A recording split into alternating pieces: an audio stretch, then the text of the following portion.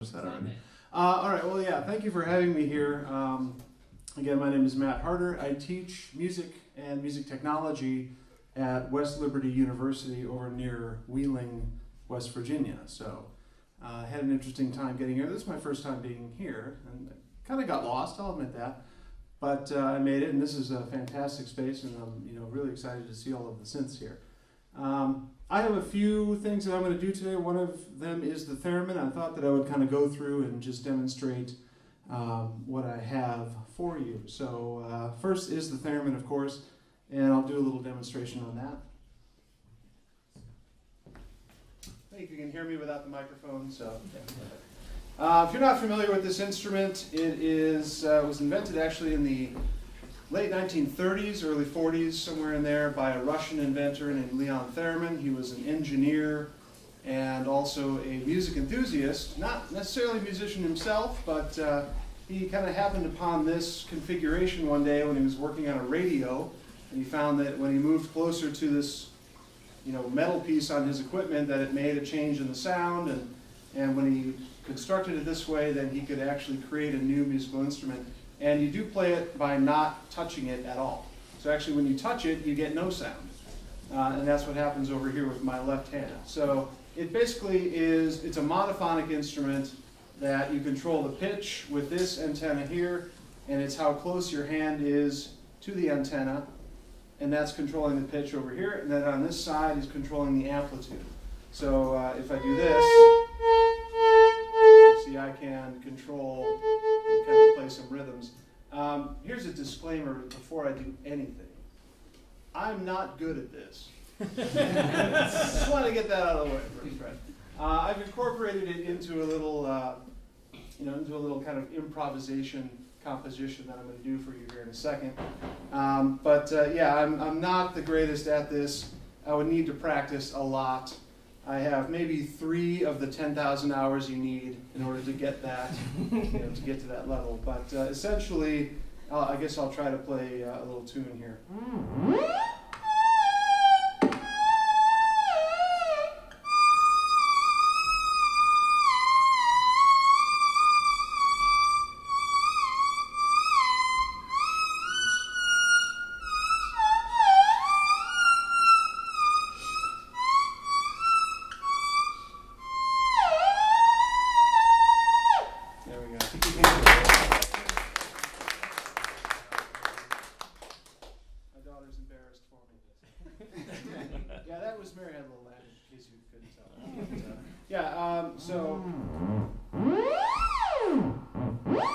With electromagnetism, I guess. I really wouldn't be able to build one of these. I'm not that technical.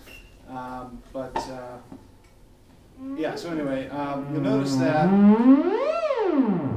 when I move my hand to about here, there's kind of a dead space, and then if I go back, it starts that pitch oscillation in the opposite direction. So this is getting higher in pitch. There's this dead space right about here, and then it does that, kind of going back there. So anyway, if I put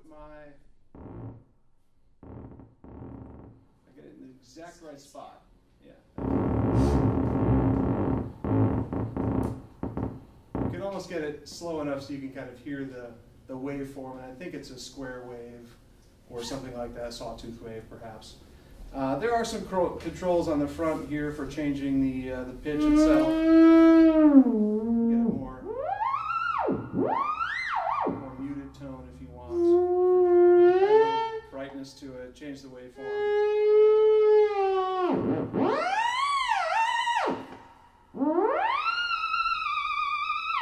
Right. Okay, so that is the Theremin, and I'll come back to this as I'm performing. Next is these little tiny synthesizers called Monotrons. They're made by Korg. And this one is called the Monotron Delay. And let me get this one going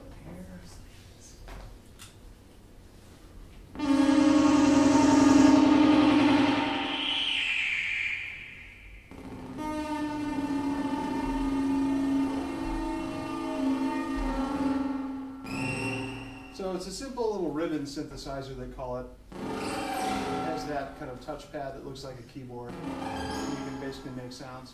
I love them because they're really unpredictable. You never really know exactly what you're going to get when you turn these on and start turning the knobs around. So it's not an exact instrument. It's really meant for creating sounds just and improvising with them. So these have really nice filters on them.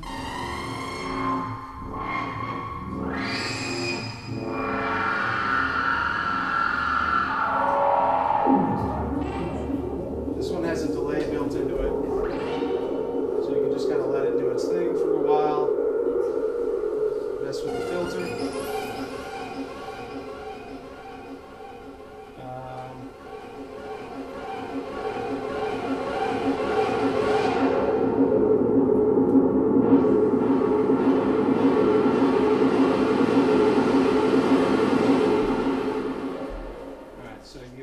Sounds from one of these.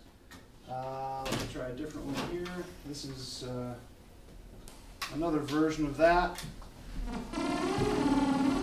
Much simpler, I suppose, but has one oscillator in it, an LFO, modulate the cutoff frequency, change the rate. You get all sorts of crazy sidebands and all of that fun stuff. Basically R2D2 in a tiny little, $30, $50 package. Of course, a nice filter as well. Okay.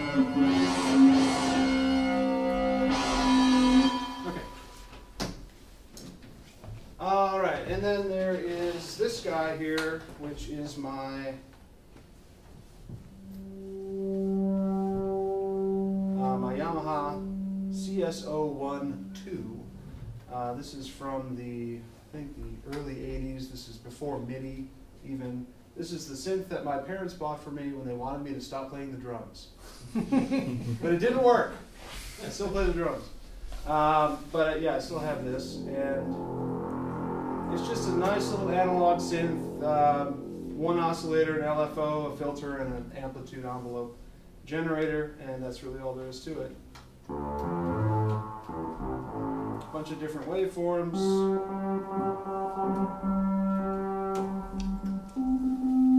Triangle, sawtooth, square wave, and pulse wave. And then you can add some pulse wave modulation to that as well.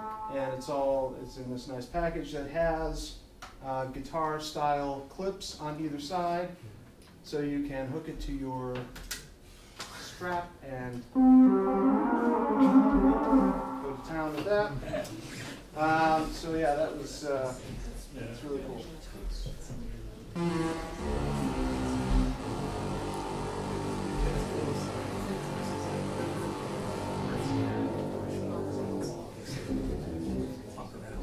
All right.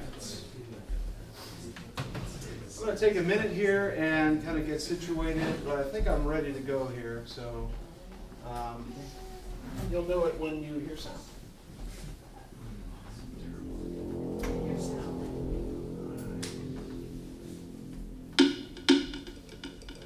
I'm also using Ableton Live on here. So essentially what I'm going to do is, I don't know, is Ableton Live, is that a bad word in this company?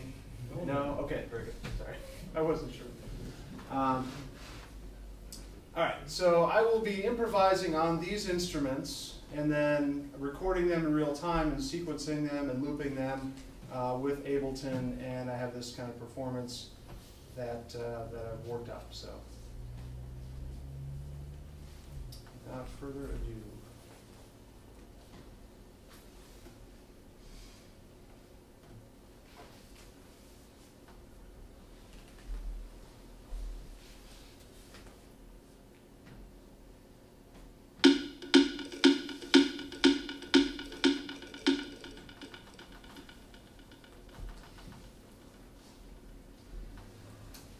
That was a false start.